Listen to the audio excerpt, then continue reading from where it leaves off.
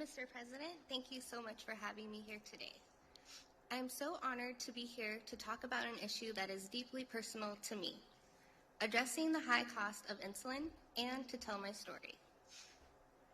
Imagine every day having to ask questions like, should I pay my rent? Or should I risk death by foregoing my medication? Should I buy groceries or my insulin and other necessary supplies related to diabetes? I had to make this choice relentlessly without relief every day. In 2012, at the age of 21, I was diagnosed with type 1 diabetes. Due to unforeseen circumstances, there came a time where I could no longer afford my insulin.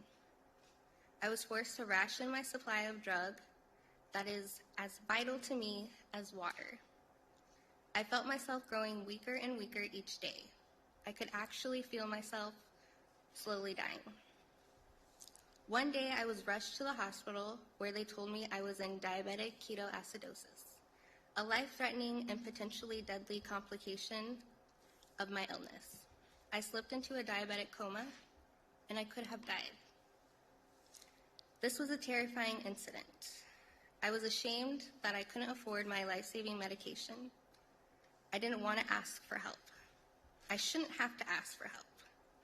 Insulin and healthcare should be affordable.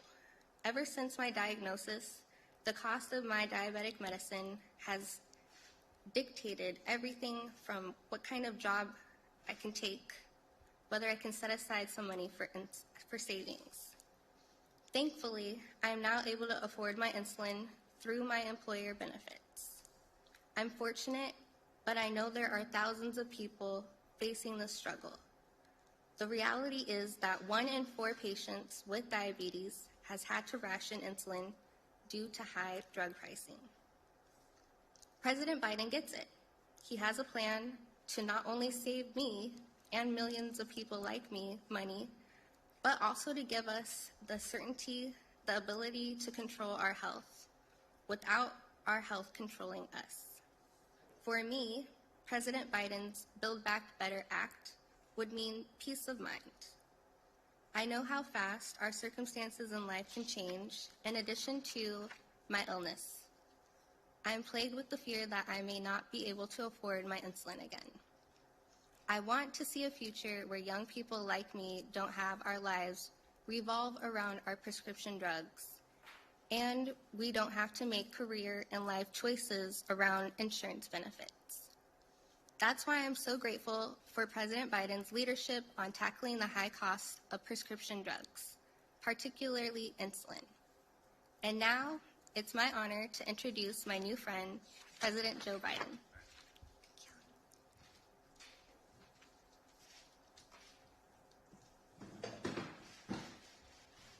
Aisha, thank you very much.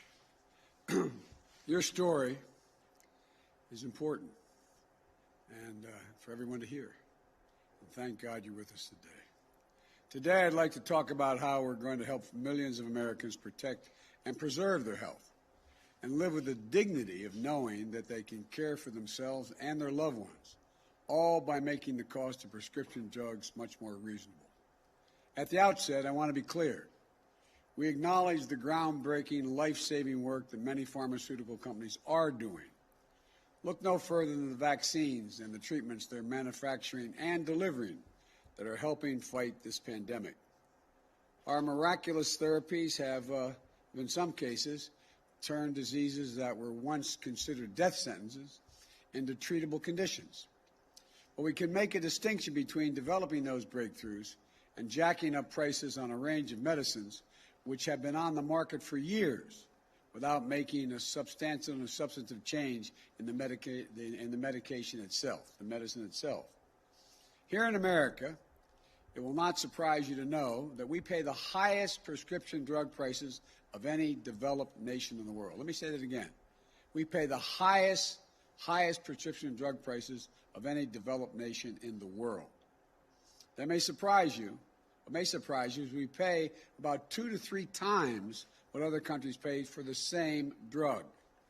An example, one anti-cancer drug costs $14,000 in the United States. That same exact drug by the same manufacturer costs $6,000 in France. Today, 1 in 4 Americans who take prescription drugs struggle to afford them. Nearly 30% of these patients have skipped doses of essential drugs that they have to take. Others have simply not fulfilled the prescription, tried to use over-the-counter drug and cut pills in half, or because they can't afford the cost of the prescription. You know, even if you think this doesn't affect you, it does. Everyone has less money in their pockets because high drug costs make health insurance more expensive for everyone. There aren't a lot of things that almost every American can agree on. But I think it's safe to say that all of us, whatever our background, our age, where we live, we can agree that prescription drugs are outrageously expensive in this country. It doesn't need to be that way. Under my Build Back Better bill, which is passed the House of Representatives, it won't be the same way. One of the most egregious examples of what's happening with drug prices regarding the treatment of diabetes and the cost of insulin, a drug that people with type 1 diabetes need to take throughout their lives to control their diabetes and stay alive. It's almost exactly 100 years ago that a 14-year-old boy in Canada, dying of diabetes, became the first person to receive an injection of insulin. Today, one bottle of this life-saving liquid costs less than $10 to manufacture. But in certain types of insulin, prices increased by 15% or more each year for the past decade. Depending on the nature of someone's type 1 diabetes, the average sticker price for a month's supply of insulin is about $375. But some people, it can be as high as $1,000 a month because they need to take more. I just met with 2 lovely women we see in front of me today here. And Sarah Skipper was diagnosed with type 1 diabetes at age 5. She has a sister, Shelby, who was diagnosed at age 8. She told me that affording insulin has been the challenge of her and her family's entire life. Sometimes she and her sister ration doses. In 2018, Sarah was no longer covered by her parents' policy. Although she was working 2 jobs, she hadn't met her health care plan's deductible, and insulin was about $1,000 a month supply for her. So she started sharing her sister's insulin from the same vial. At one point, because Shelby thought Sarah had taken her dose, that Shelby cut a dose in half because the bottle was sitting there and it would look like it was half empty. Is that correct? And at that time, she thought, well, I guess what? I guess she hadn't taken it yet. Shelby had been hospitalized as a consequence for 4 days, working 2 jobs, sharing insulin from the same vial in America. Shame on us as a nation. We can't do better than this. Sarah's about to start a new job and doesn't yet know what the insulin will cost. Sarah said, this is a quote, I wish I could make a decision that didn't include diabetes. She shouldn't have to ask such a question. You know, I think about what just happened with Aisha, who's diagnosed with diabetes 3 days before her 21st birthday, having to choose between rent and groceries and medication. Quote, relentlessly, without relief every day was your quote to me. Having to ration her supply and feeling herself, as she says, slowly dying, she ended up in a coma. Think about that. The difference between nearly dying and thriving is the cost of one drug. Sarah and Aisha are far, far from being alone. It's estimated that 34 million Americans, 10% of the population, have diabetes, including more than 1.5 million who have type 1 diabetes, requiring daily doses of insulin in varying quantities. Remember, all of this stress, hardship, suffering, and sacrifice is due to a drug that costs just a few bucks to make. One study found that Americans pay 10 times as much as other countries for insulin. These price increases are about companies looking to maximize profits, and nobody standing up for the patients. Nobody with the power to do something about it. It's enough. Enough. Nobody has held the manufacturers accountable until now. My Build Back Better bill takes 3 key steps to lower the cost for families dealing with diabetes.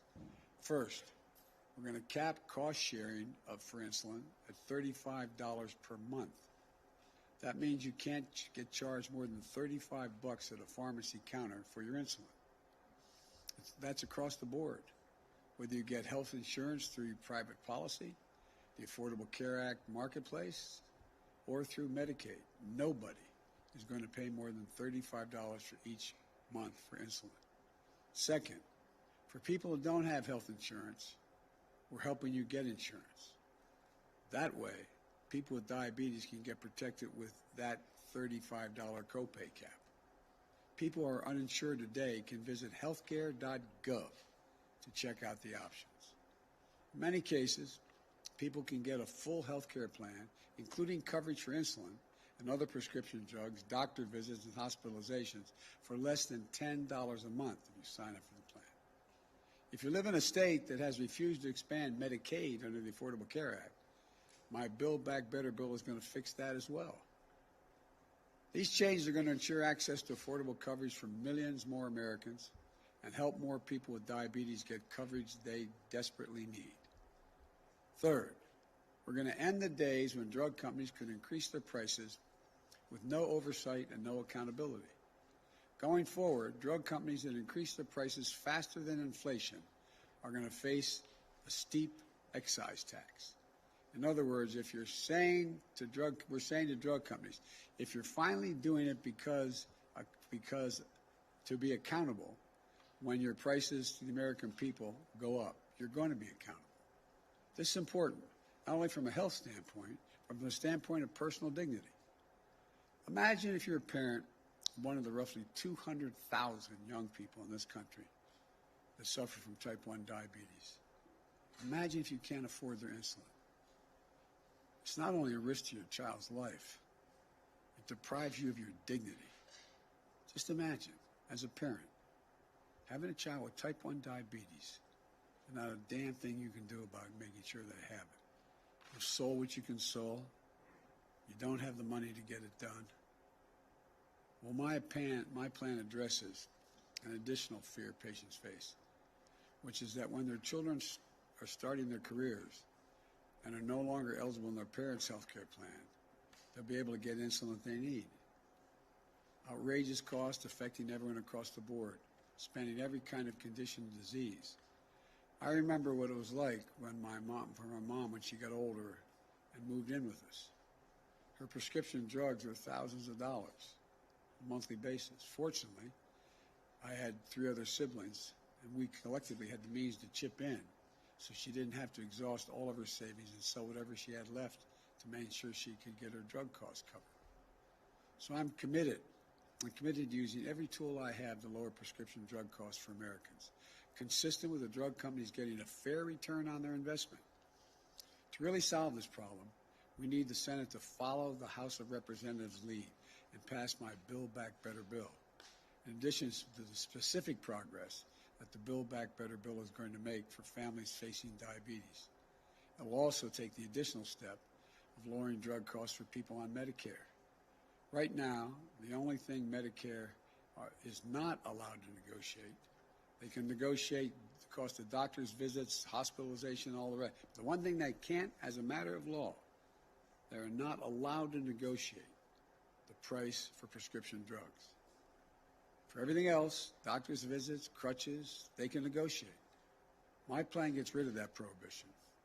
What I'm proposing is that we negotiate a fair price, one that reflects the cost of research and development and need for significant need for significant profit. But that is still affordable to consumers. Right now, drug companies will set the price at whatever market will bear. My plan also caps the amount that seniors on Medicare have to spend on prescription drugs each year to no more than $2,000 per year, with Medicaid and drug companies picking up the rest of the cost. And again, our plan says that any drug company can only raise prices based on the rate of inflation and caps insulin cost sharing at $35 a month. So let me close with this. I've long said health care should be a right, not a privilege in this country. And the women I've met with today, and millions like them, are the reason why.